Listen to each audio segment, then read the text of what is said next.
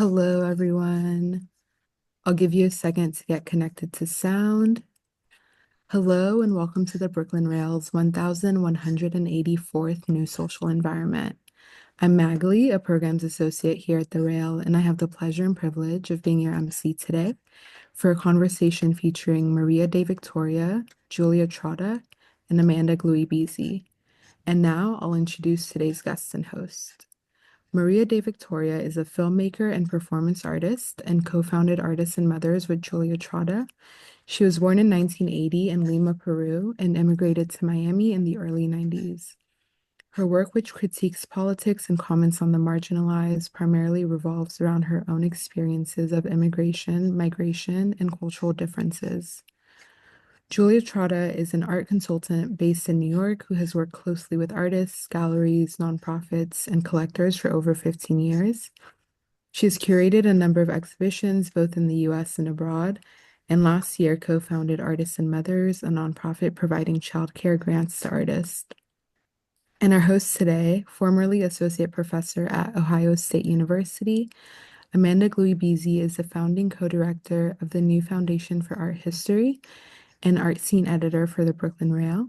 She specializes in mid and late 20th century art, design, and urbanism in the United States, Europe, and Latin America. Amanda is the author of Art and Design in 1960s New York. And today we're honored to welcome the amazing poet Dorothea Lasky here to conclude the program with a reading. And with that, I will hand it over to Amanda to get us started. Great. Thank you so much, Magley. Hello, everyone. It's so nice to see you, and I hope that you're all doing well. I'm really, really excited about this conversation today about artists and mothers. And I just want to say, first of all, thank you to Maria and Julie for doing this.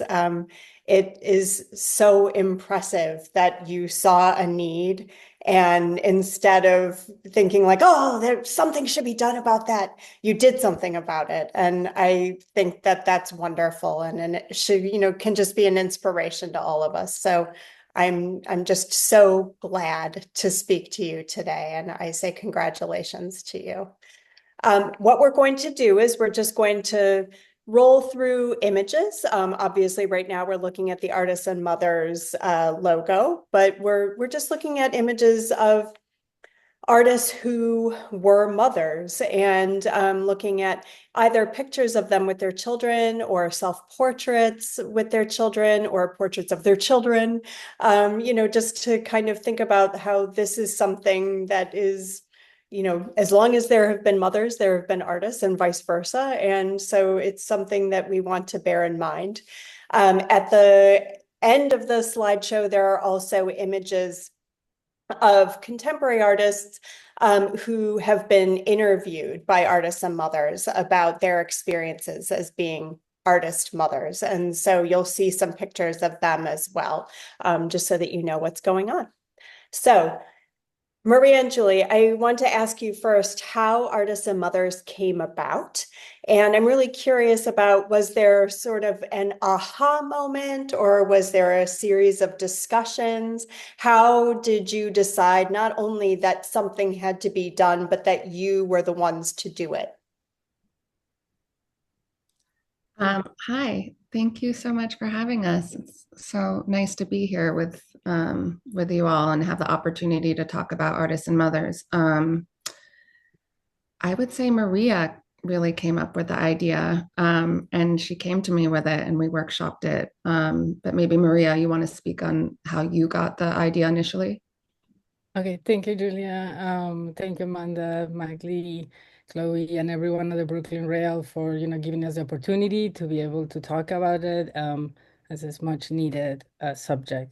But yes, I am so happy to say that I came really late to art, not having the exposure at all as a child, and then therefore immigrating to the States, and time just passing. But the moment that art came to me, it was like an aha moment, and that was really the moment. I'm a lover of art, and I just naturally, I think, my own work, I started to kind of study and you know having access to museums and galleries in New York City gave me the opportunity to kind of follow that path. And then with that, my work really shift from body work as performance artist, but actually trying to focus with the marginalized. And so I started to do a lot of work with day laborers, knowing that was firsthand something that was a subject that was very important for me. Then I proceeded to have my son, and I kept thinking, I'm going to continue to work on my art at nighttime, or I'm going to continue to sort of making work or thinking about work. And I just saw that it kept going to the back burner, to the back burner, and then he left the kitchen, and then it was completely out of the picture, because every moment I had to think of work, I had to think of paying work. And so with that in mind and thinking of the marginalized, I kept thinking of motherhood as unpaid labor. And then I started to think about others, because I think that's sort of something that really fuels me.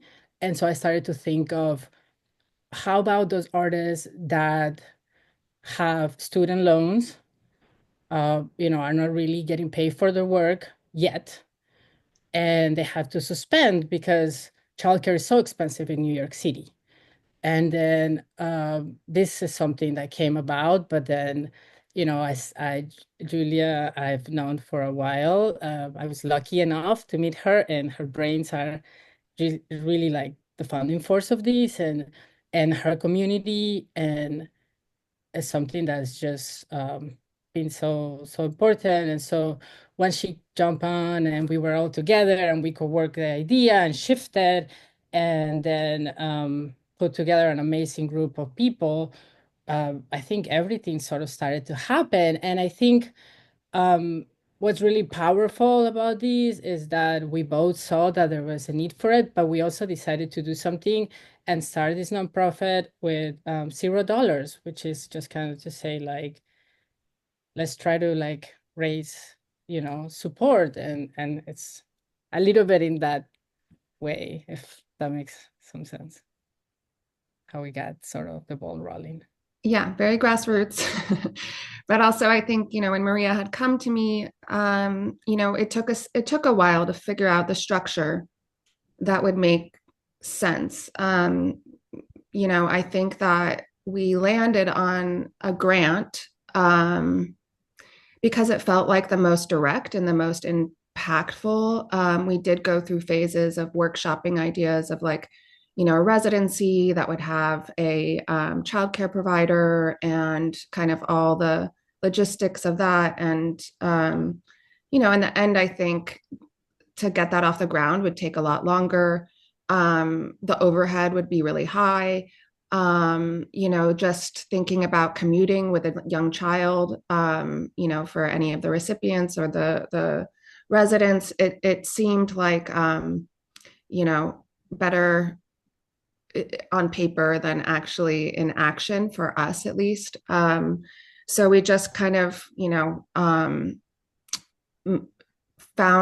figured out like what the real issue, the core of the issue was. And it's just, people need childcare and they need it to be flexible to their needs.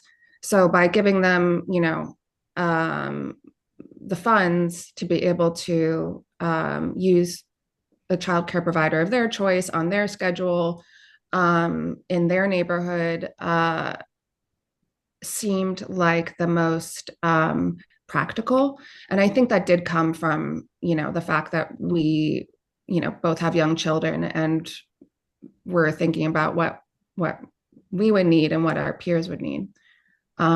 So yeah, we brought together a group of board members that are our peers, who are incredible collaborators and have been, just totally crucial to the project.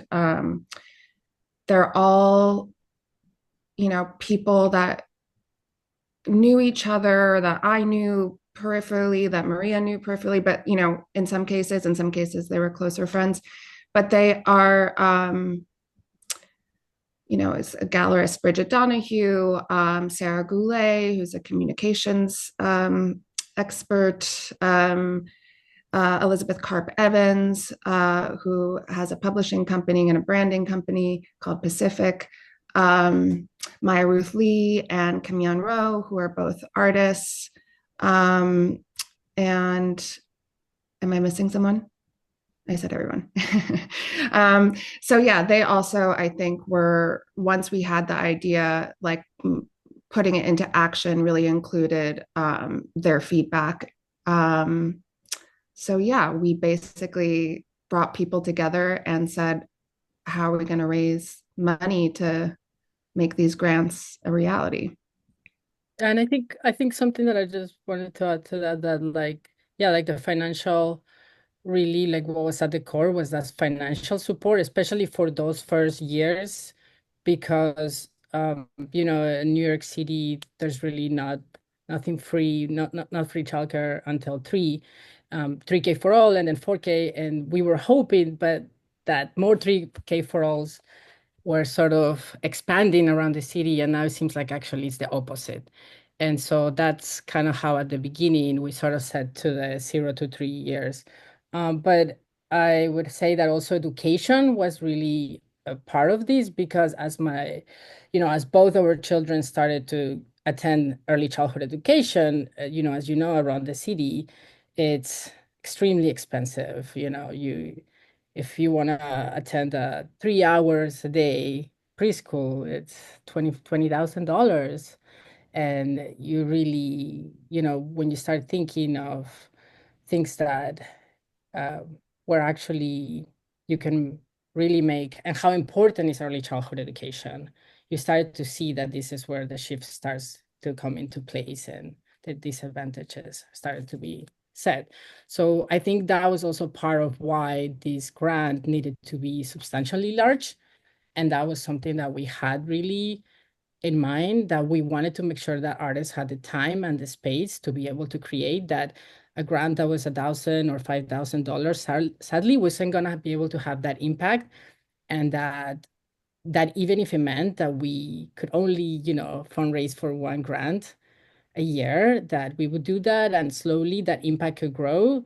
And I do believe in the power of um, having a ripple effect, and something can be very, very large. And so I feel like that was something that I felt like, not only if we can make the impact in one artist's lives, that the child would benefit from it.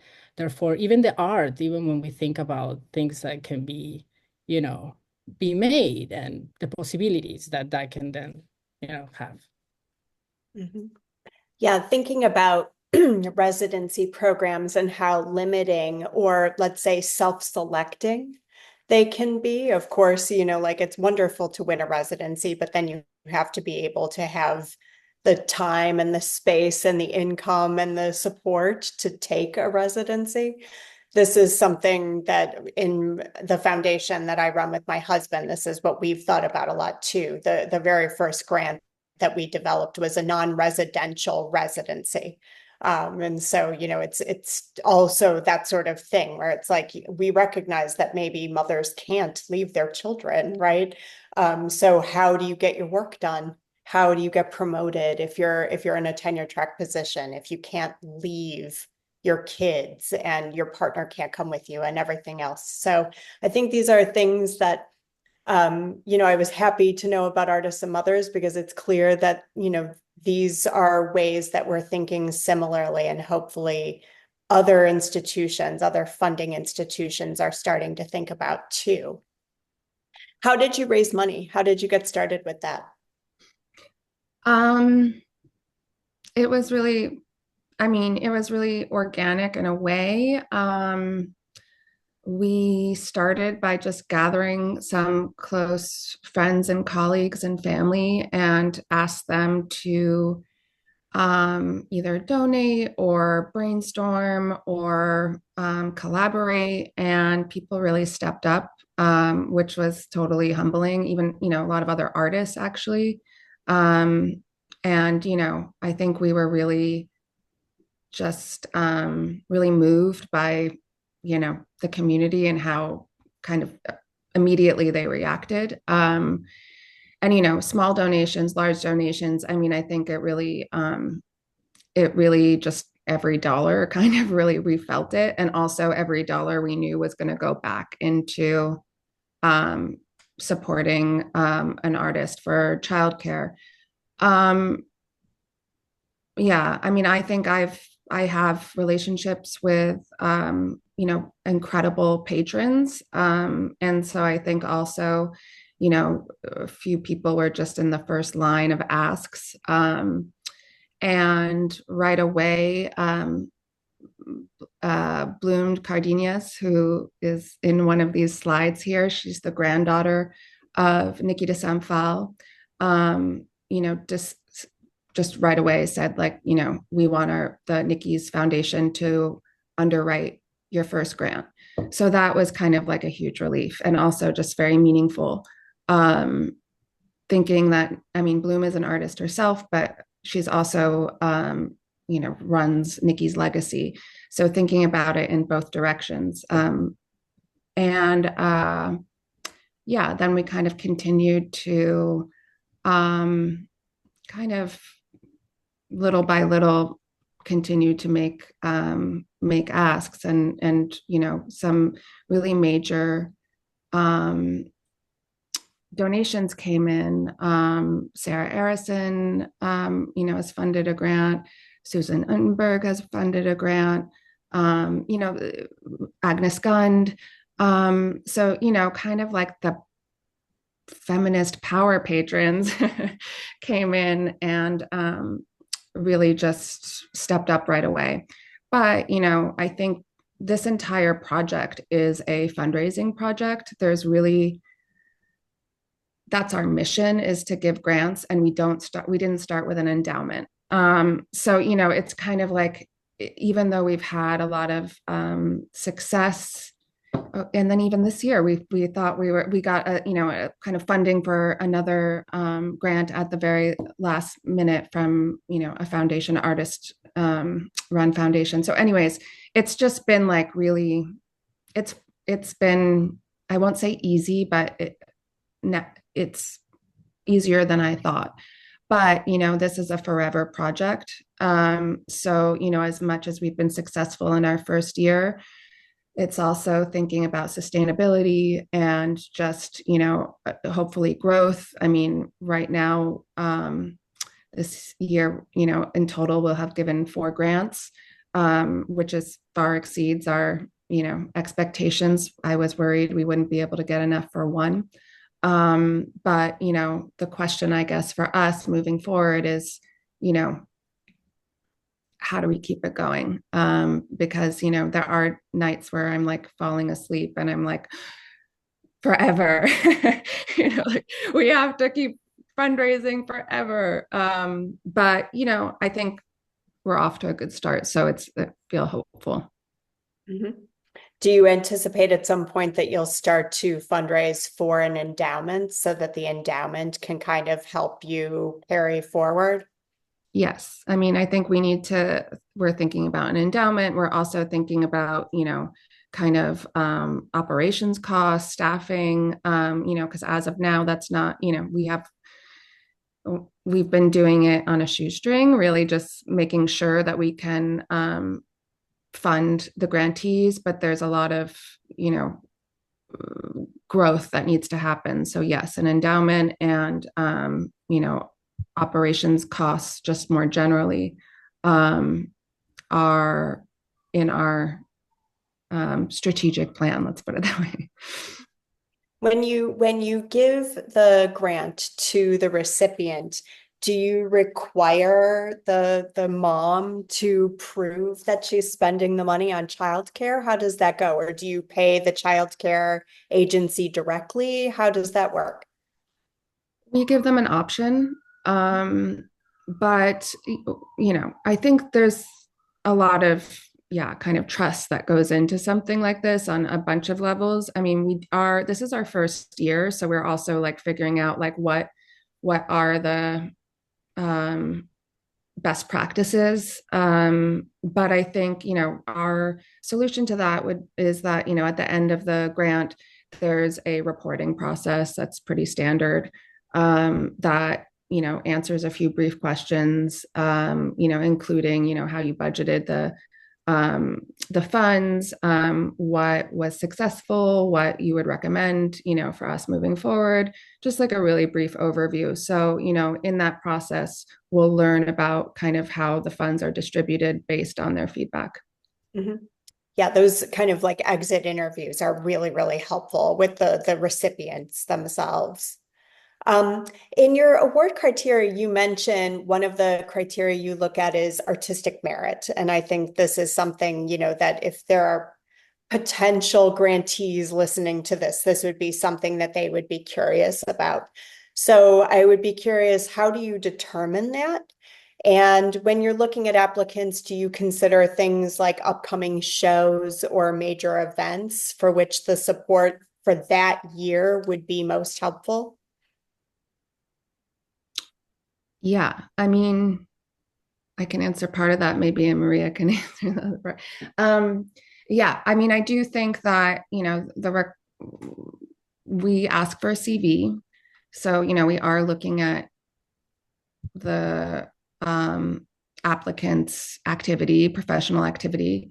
And we do ask for a kind of description or we have a question that is addressing why you need it now. So that would be an opportunity for somebody to say, I have this show coming up. I don't know how I'm going to be able to meet these deadlines because, I don't have childcare, and, this is a problem for me to, you know, continue my meet my requirements as an artist. But that's not necessarily, the case. I think, but it is hard because with a grant like this, it's both need-based and merit-based. So there is, it is an imperfect system, I would say. In our fantasy, we would be able to just basically give it to everyone who applies. But that was also part of why we wanted to make the applicant pool as small as possible when we started. So, you have to have a child under 3, you have to live in New York City. I think we would love to expand it, but I think, part of our reasoning was that we want to make sure that the people that apply have the best chance of getting the award as possible.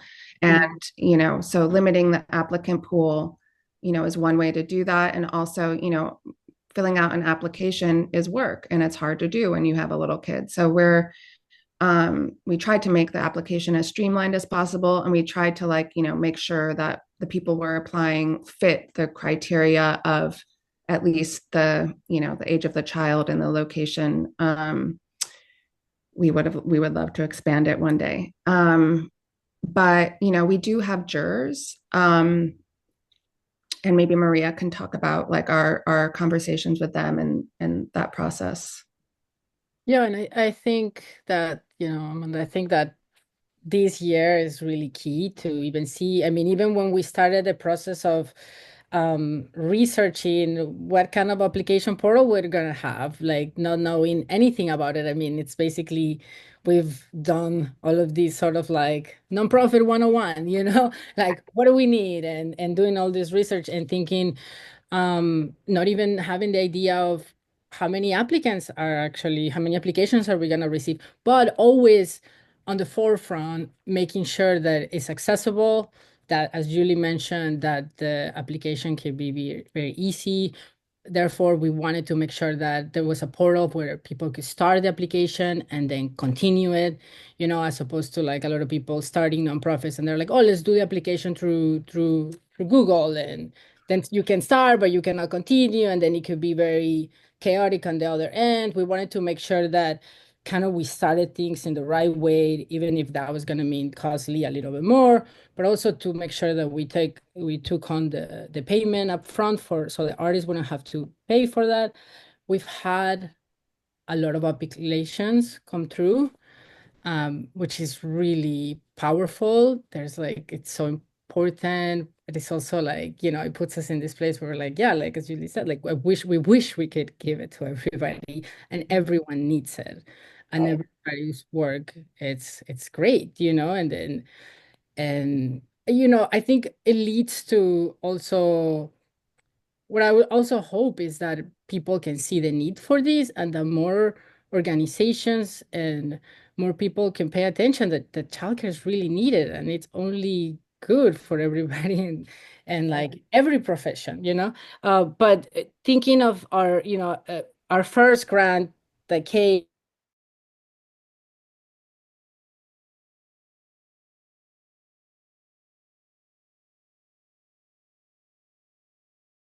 with the board of directors, me and Julie, everybody nominated, and so we had our first recipient from that, and then we knew that for the following ones, we were always gonna have outside jurors. So that's kind of like in this time, we took the time to make sure we had a plan in place, and that moving forward, those jurors could also nominate other jurors. So, Mhm.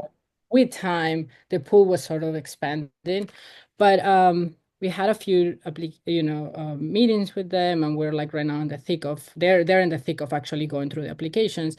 And I mean, yes, there's a lot of things coming up in terms of like the possibility that some people actually might need this for something that they're in progress.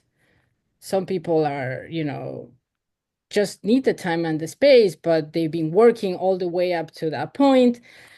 I think when it comes to that, we are definitely gonna be gathering a lot of information Mhm. first cycle, and that's really gonna determine. I mean, even down to the fact that things have changed so much drastically in New York City with 3K that even maybe expanding to 4 years old is like it's could be beneficial because it's something that's really more a reality around. Mhm. So, Mhm.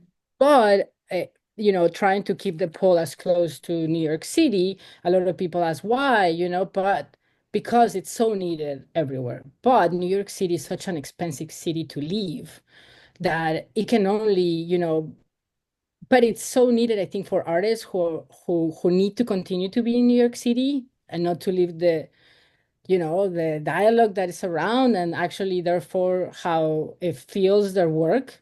And so we wanted to make sure we started with them first. I have to say I live in a rent control apartment, and it's one of the biggest reasons why I even believe that something like this maybe in a way can exist, because I can feel that, and not by any means, but like I don't have this pressure of that financial struggle every month, And so I do believe in when you give allow people to have access for time and space, that where it comes with I know NIFA just recently also did a grant about housing.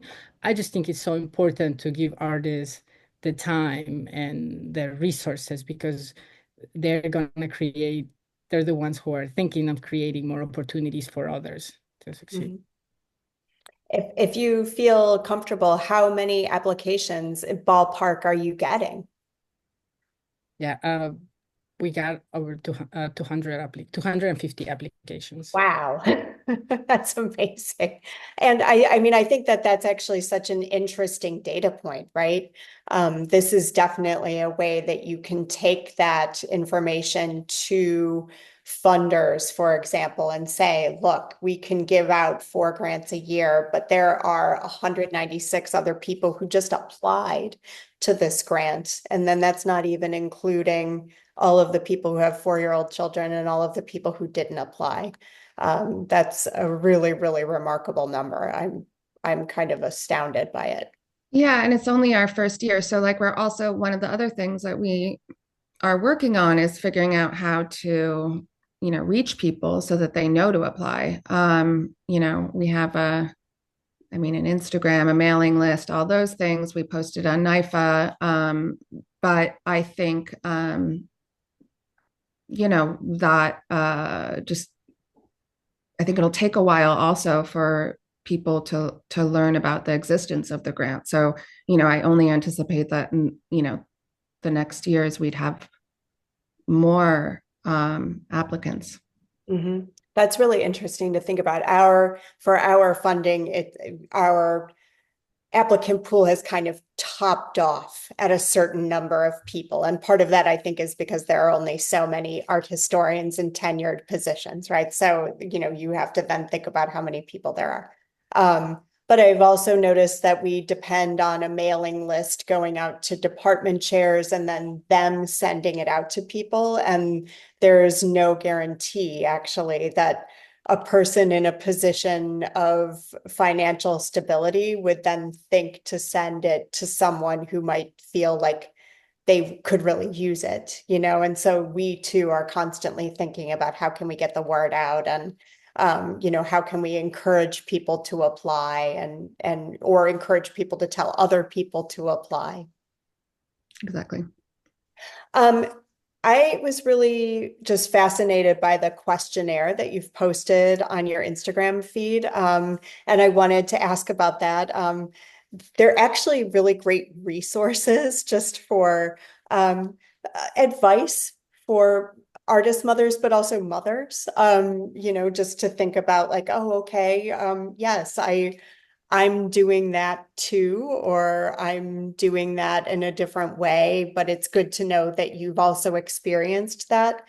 And I was really interested to see the range of responses there. And so I was curious about that. How did you come up with that? Are you going to turn to your grantees to answer those questionnaires?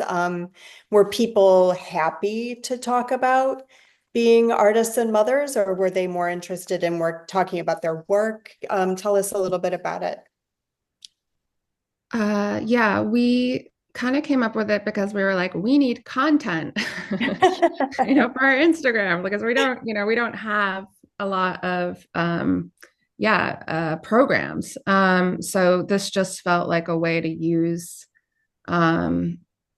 our social media as a way to kind of almost as its own project. I think collectively, Maria and I and the board came up with like a lot of questions, probably, I don't know, 30 questions or something. And then, also gave an opportunity for the artists to make up their own question that they want to answer. And they range. I mean, I think there's some that talks more about, that address more issues around their practice, and some more about their role as a parent, as a mother. And so they choose, choose your own adventure kind of. And we ask people to answer, 3 or more. And yeah, I think the range of answers has been really interesting. I mean, some people are really candid about, things that are extremely difficult for them. Some people, talk about how their lives have changed for the better, in really specific ways, which is nice to hear. Some people use a lot of humor. So it's also just like a way to share, artists' voices directly, which I think is always the most, I don't know, interesting to read as a consumer of content. Yeah, and I think it's also a way to, not, there are so many artists who, aren't eligible for the grant, and we're trying to kind of also focus on, artists who might have exhibitions up right now, and also a way to kind of promote or advocate for, artists working artist mothers. So yeah, and in terms of if the recipients are going to answer them, it's totally up to them. I think some people are much more comfortable being interviewed, especially over something very personal, than others. And we are completely supportive of, whatever anybody wants to do. We're trying to actually, the people who've been fastest to say yes, I think, are people with younger children. We're trying to solicit a few interview subjects who have older kids. And I don't know if it's just not fresh in their mind, or I also think there's a little bit of a, this is me projecting, but like I also think that it was like not something until more recently that people felt empowered to speak on. So yeah, I think it's interesting. It's kind of probably a combination of things. Yeah, I definitely think you're right about that. I think that there is a pressure not to speak about one's own personal experience as a woman, right? And to not make that biography part of your professional profile.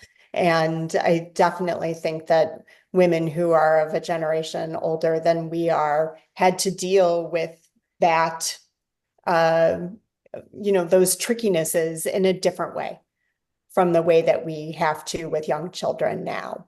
I think a lot about Rosalind Krauss saying, the reason she doesn't write about women artists is because, she doesn't have to write about women artists. She can write about whoever she wants to because she's good enough to write about who she wants to.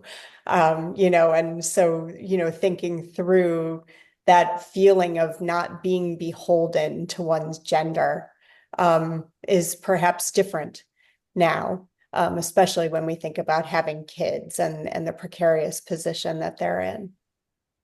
Yeah, So, I'm sorry, please go ahead. Oh, in the lead up to this conversation, we were like exchanging some materials on the subject, and Susan B. and Mira Shore had a issue of their meaning magazine or periodical on the subject of motherhood. And I was reading through it. Mae Stevens has a show right that's about to open or just opened at Ryan Lee. And her response was a little like, you don't ask this about fatherhood. So I think that that's also, it's valid.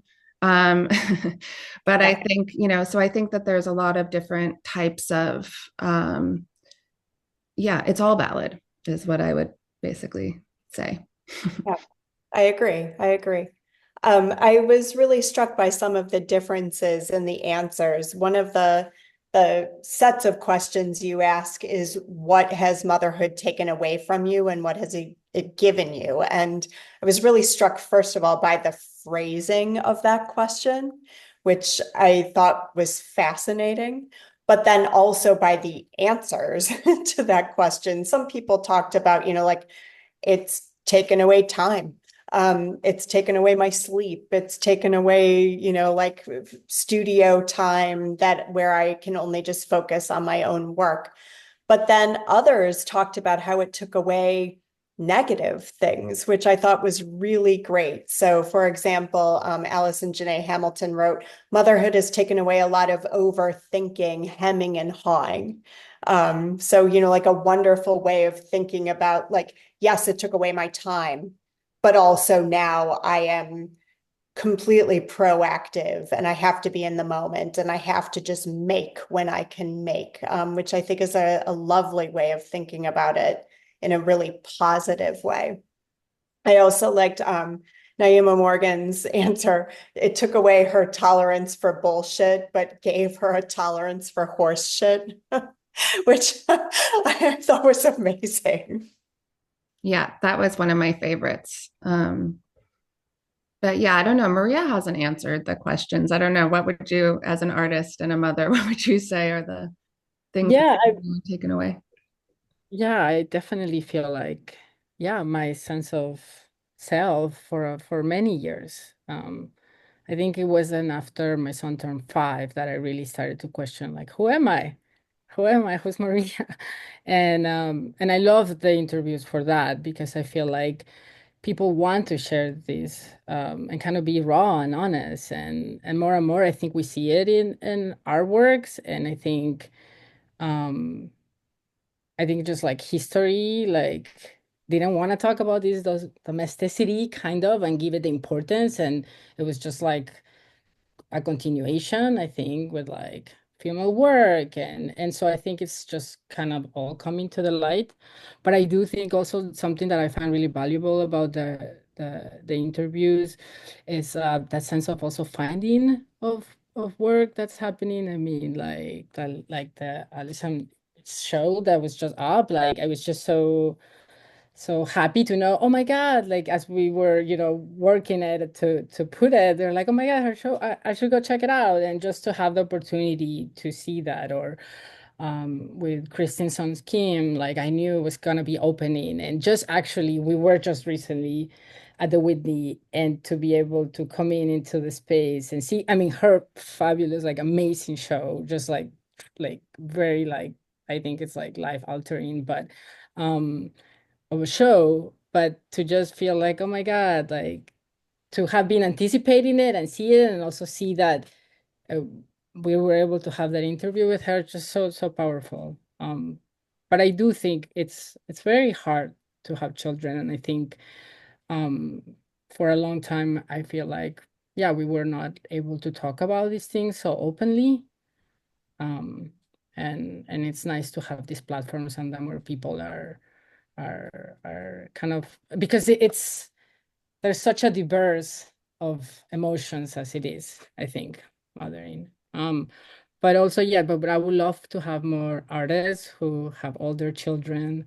I think something that I did as we were trying to, I've had conversations with older artists who a lot of them lived in the East Village in the 90s, and just hearing their experiences, and then just having the meaning PDF that Julia sent around to us, I was just like blown away. I was just telling her, oh my God, it's so amazing to think of these publication in like the 92 or 90, and people talking about it. And I just always think that um, I felt so inspired by Susan B. and Myra Shore, that during that time that we're taking action, that I think that that's the biggest takeaway, that and opportunities like this one where we're coming together when we get to speak that about a subject, and then people just get inspired to then come up with another idea, then they can continue the conversation, that those conversations can lead to actions, and those actions have ripple effects. That's really Yeah. important. For those who don't have the chat on, Chloe just reminded us that Christine's son Kim is coming on the NSE tomorrow. So if you've loved that Whitney show, we'll be able to hear her speak about it directly. So that will be wonderful. I was particularly tickled by Carmen Winans' response about Anne Hamilton, because of course I worked with Anne Hamilton as well. And she was one of the only colleagues, I was still teaching at the time, who actually told me what having a baby was like. Obviously I'd heard it from my friends, I'd heard it from my sisters, I heard it from my mom, but I didn't have colleagues who mentioned it. And she said, oh, Amanda, when I first had my son, I cried and cried and cried and cried and cried and cried and cried. And I just couldn't stop crying. And I thought that was so funny, because I don't think of Anne as a crier, first of all. She's pretty composed. But I was also so grateful that she told me about that, because then I had my own child and I cried and cried and cried and cried and cried and cried. And I kept thinking, like, Anne knows what this is about. Like, she has talked about this. She told me about it. And she told me that at some point it stopped, and that it was okay. And that, like at some point I will feel more like myself. And I was so grateful to her for that. And, so I think reading through these two, it's a nice way of being able to commune with people that you may not know personally, but who are going to tell you something really personal about themselves anyway. Thinking about those questions, what was a useful piece of advice that another parent offered you? And what suggestions would you make for artists or people in the art world who are parents? I mean, Mona and Maria give me advice all the time. They're like, they have a kid that's a couple years older than my kid, so I feel like I really lean on them for, navigating being a parent in the city.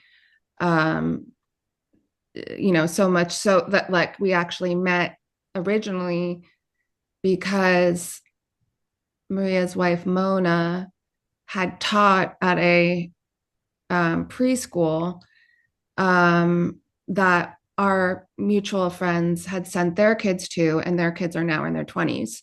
But I think they bonded and kept in touch with them.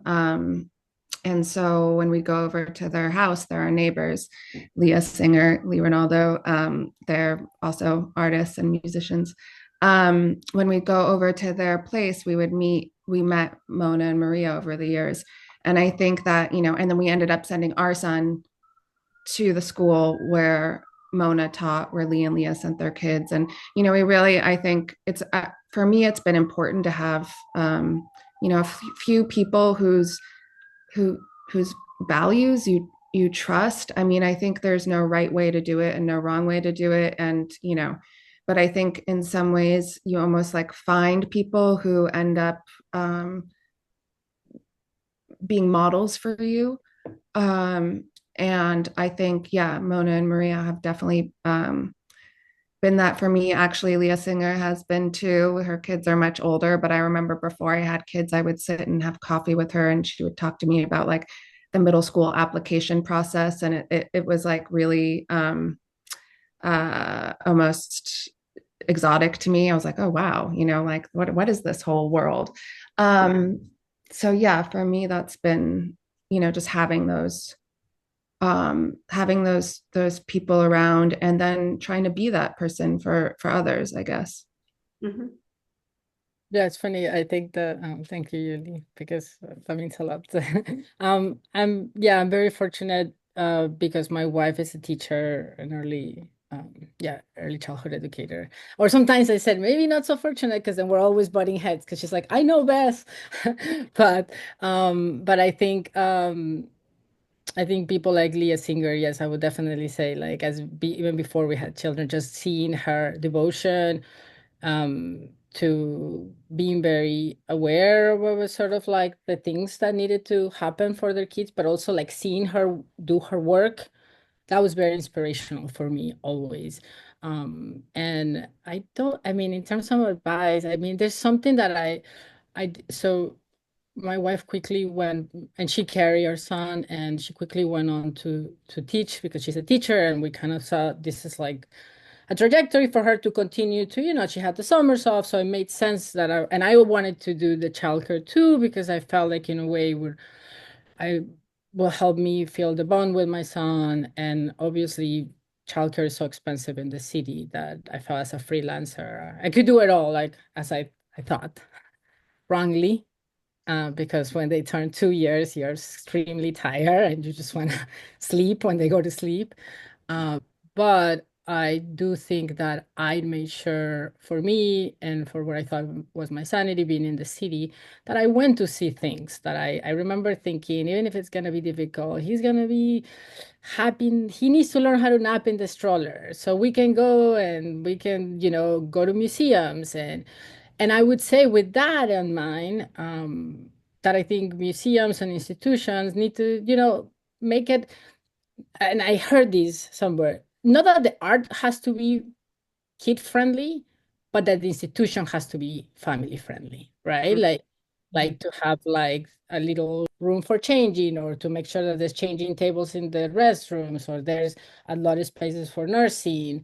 That those things are really, really important because you know, I will make sure that at least like once a week I could have that outing. And then being in New York City, just, even if I was really depressed to be alone, that I could be happy to be able to go with my son and take him to go see it. And somehow I was still able to connect. And I think creating community is so important around that time, even if it's once a week that you see another like-minded parent Mm-hmm.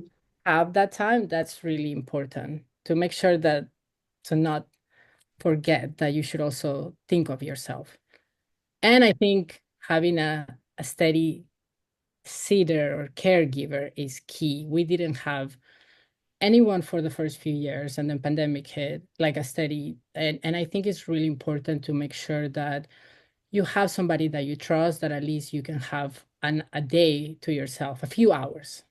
It's really important. Even if you go somewhere and you decide, even if you have a studio and you say, I want to pay a nanny so I can go to sleep at my studio. But it's really, really important. Yeah, I'm so glad, Maria, that you mentioned child-friendly or child-thinking cultural institutions, because I think that that's something that the United States is really lagging far behind in. Last spring break, we went to the Netherlands and to Belgium, and the Antwerp Museum was spectacular for kids. I mean, and granted, it's in a palace. So, the rooms are big, and I understand that. But it was wonderful that they had what was essentially playground equipment in the galleries. And it was playground equipment that was related to the paintings that were on display in the galleries. And so our daughter was totally happy to climb all over this thing. I knew where she was at all times.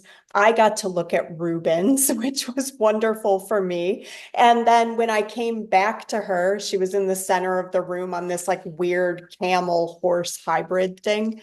I said, like, why do you think this camel is here?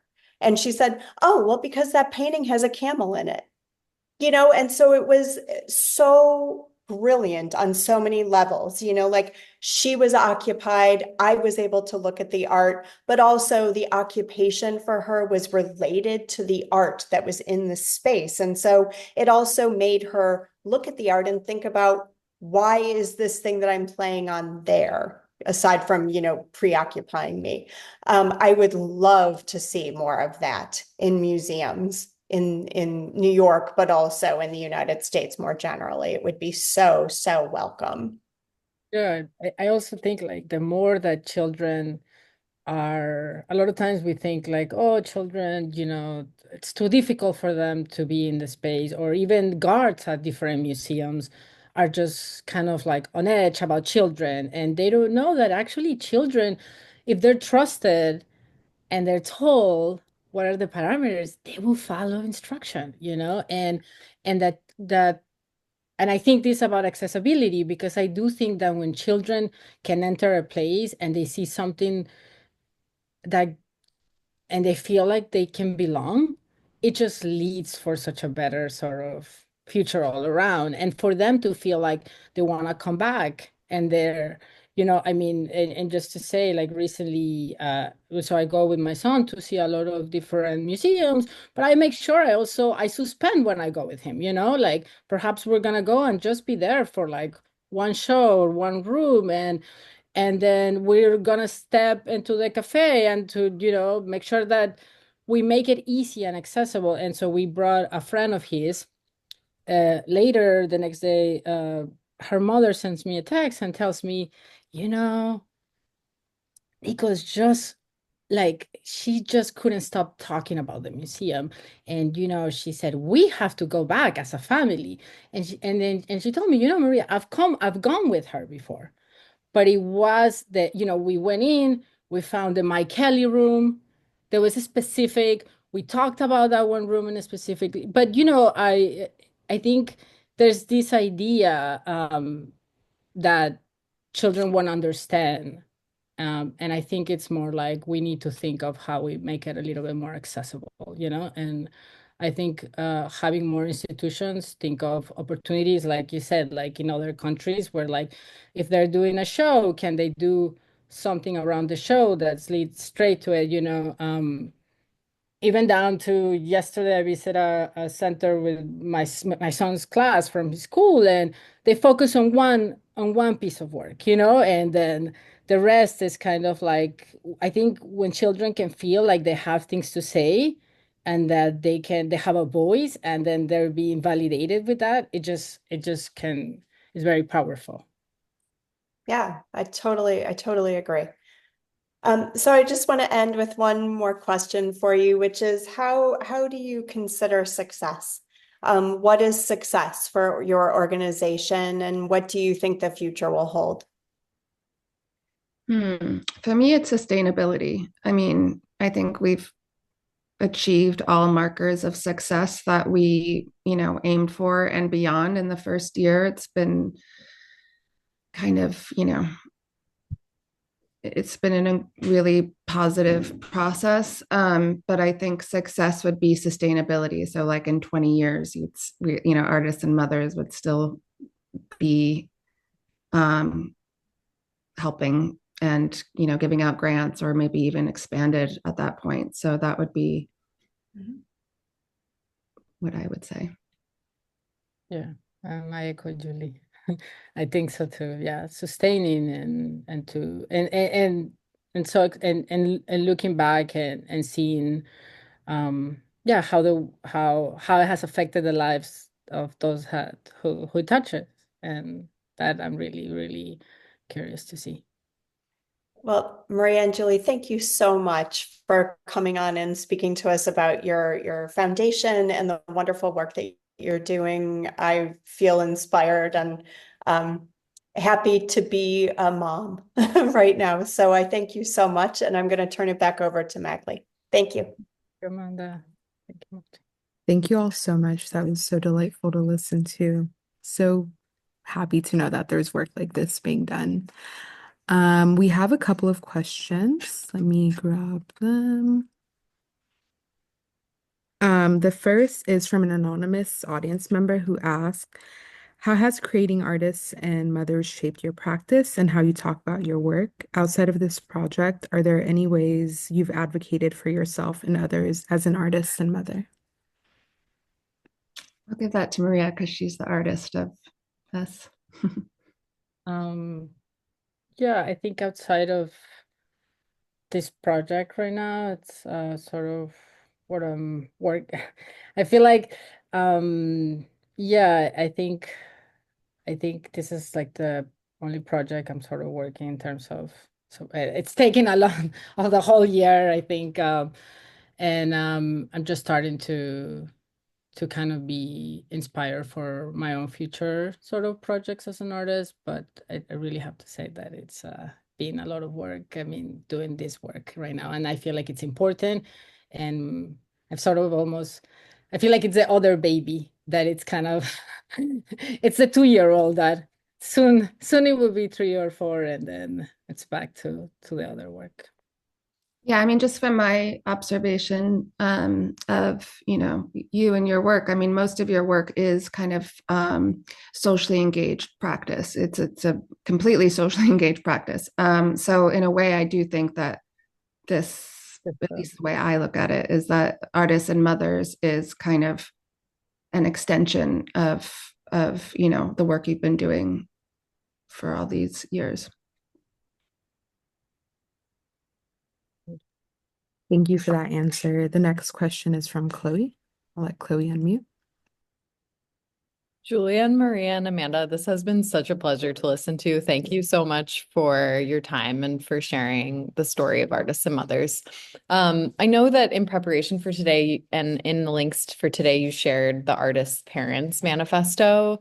And I was living in England at the time that came out. And one of the things that manifesto kind of did was it illuminated a lot of the silences that had existed in existing processes around commissioning and creating exhibitions, like questions that weren't being asked that might have value. And so I really love that you're doing interviews as a part of Artists and Mothers, because I think like part of this is not asking, like not like kind of assuming similarity across a wide swath of people instead of meeting people where they are. And I'm curious if you've ever thought about publishing your interviews or if you have like something in mind for them moving forward, because it's a really beautiful process.